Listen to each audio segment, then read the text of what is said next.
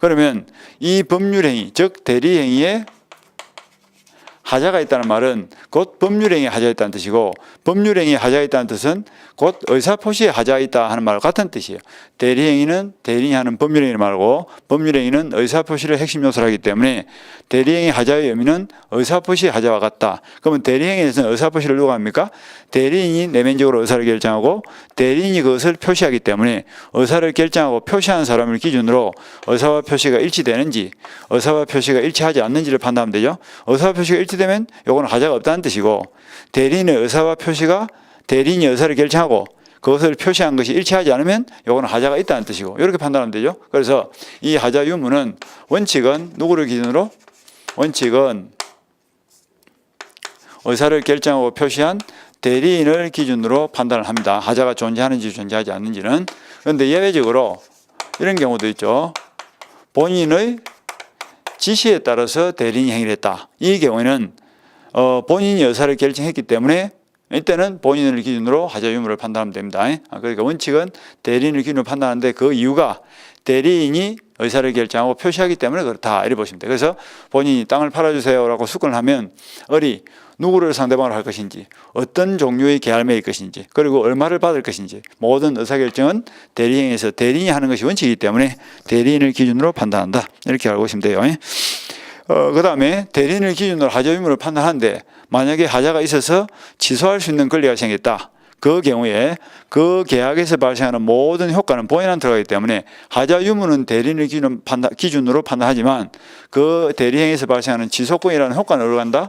효과는 본인한테 들어가기 때문에 대리인은 취소를 한다 뭐 한다. 원칙은 취소를 할 수 없고 본인이 지속권을 가집니다. 그래서 임의대리권은 취소를 하기 위해서는 본인으로부터 다시 지속권을 받아와야만 취소할 수 있다, 이러면 되겠다. 그죠? 그래서 효과를 판단하는 것과 그 다음에 대리행위 하자를 판단하는 것은 좀 의미가 다른 거예요. 그래서 그 동안의 1번을 보니까 대리행위에 있어서 허사의 흠결, 사회강박, 기타 등등 모두 대리인을 기준으로 결정한다. 그러나 하자에서 생기는 효과는 본인에게 기속된다, 이렇게 되어 있죠. 그 부분만 예비과정에서 이해를 딱 하시면 됩니다. 그래서 하자 유무는 대리인을 기준으로 판단하고 그 효과는 본인한테 들어간다. 그 부분 잘 챙기시고. 그 다음에 그 쭉 내려서 대리인의 능력.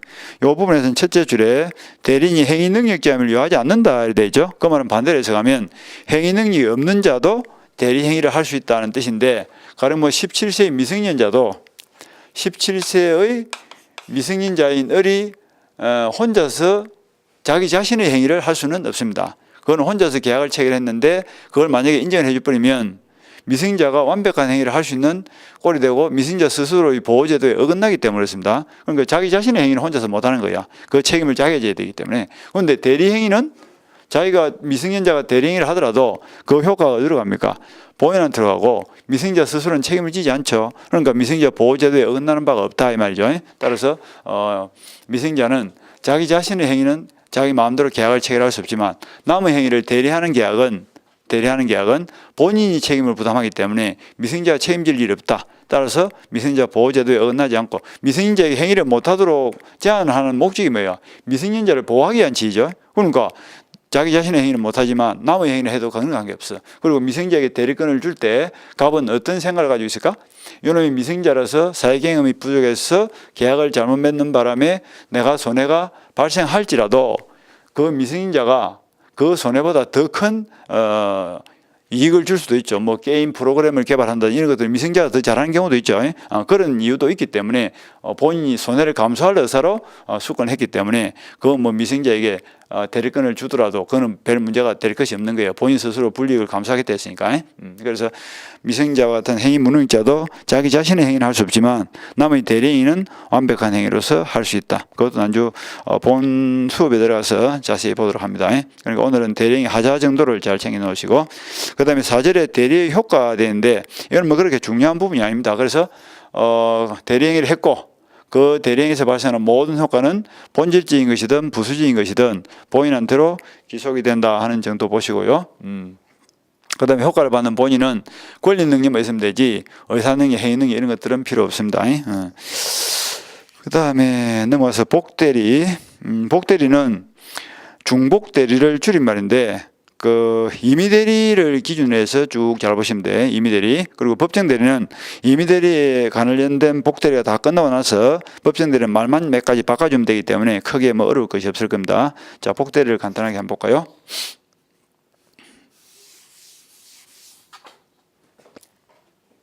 복대리는 구조가 이렇습니다. 가비열에게 내 토지를 팔아주세요라고 수권을 했다, 그죠? 근데 수권을 왜 했을까? 내보다는 본인이죠. 본인보다는 대리인이 뭔가 능력이 낮고 내 능력을 좀 더 확장시킬 목적으로 아까 임의대리권을 수여한다 이랬죠. 그래서 수권의 밑바닥은 항상 뭐가 깔려있다? 본인의 대리인에 대한 믿음이 깔려 있습니다.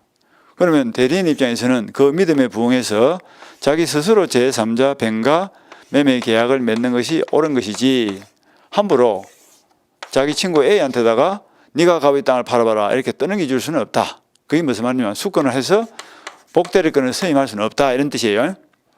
본인의 신뢰를 통해서 뭔가 본인은 을을 믿고 땅 팔아달라 부탁했지 을의 친구 A를 믿고 땅 팔아달라 부탁한 적은 없죠. 그래서 임의대리인은 수권을 통한 임의대리인은 원칙은 복대리를 선임할 수가 없습니다. 그런데 예외적으로 복대리를 선임할 수 있는 경우가 있죠. 그게 어떤 경우냐면 본인의 승낙이 있는 경우죠. 그죠?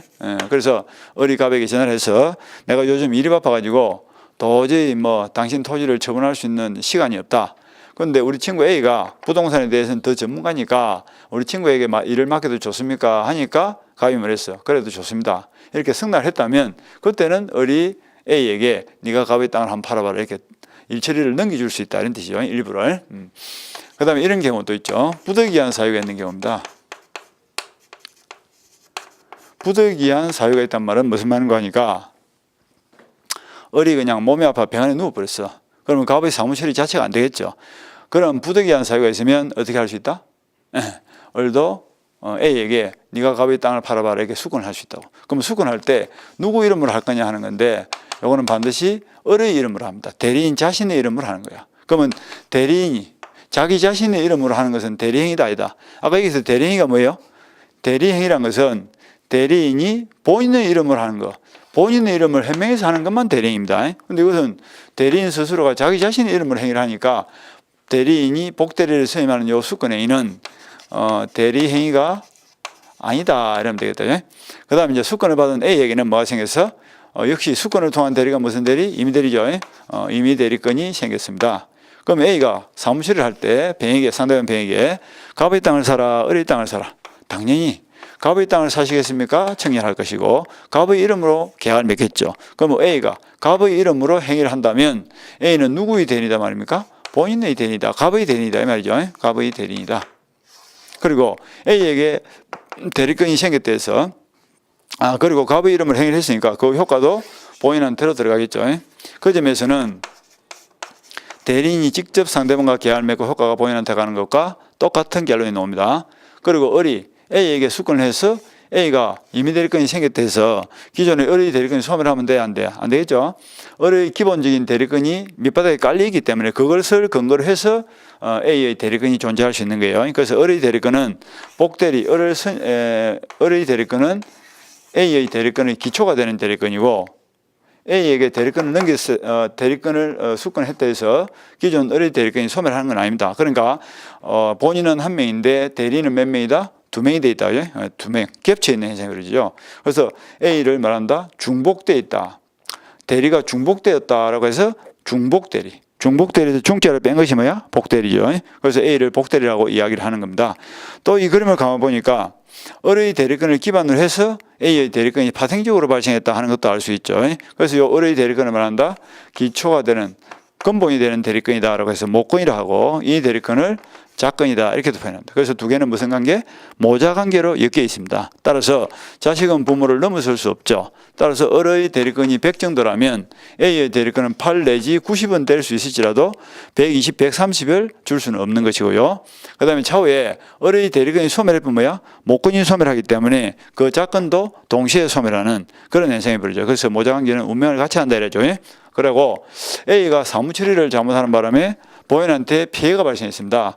그러면 자식이 잘못하면 누구도 책임져? 부모도 함께 책임을 집니다. 그래서 A도 책임을 지겠지만 대리인도 선임을 잘못했다든지 감독을 소홀히 했다는 과실이 있을 때는 책임을 져야 됩니다. 그래서 선임 감독상 과실 책임을 진다. 이런 것들을 우리가 모자 관계다. 이렇게도 표현을 합니다. 그것이 이제 복대리에 대해서 중요한 내용이에요. 다시 개념만 한번 다시 훑어보고 갑시다. 복대, 이 사람 이름이 뭐라고요? 이게 복대리라니까. 중복대리. 중복대리에서 중을 빼고 남은 것이 복대리입니다. 그러니까 A를 복대리라고 하는데 복대리가 묻고 물어보면 뭐라고 답을 하냐? 대리인이 자기 자신의 이름으로 선임한 누구의 대리인? 본인의 대리인을 복대리다 한다. 그리고 대리권 선임 행위는 대리행위가 아니다. 복대리 선임 행위는 대리행위가 아니다. 이렇게 딱 알고 있고요. 그리고 모자관계 잘 챙기시고, 그러면 뭐 복대리는 거의 마무리될 거예요. 그래서 임의대리가 중요한 거니까 이 임의대리 중심으로 쭉 보시고, 법정대리는 반대로 생각하시면 돼요. 나중에 자식의 재산을 아버지인 을이 법정 대리권을 행사하고 있다가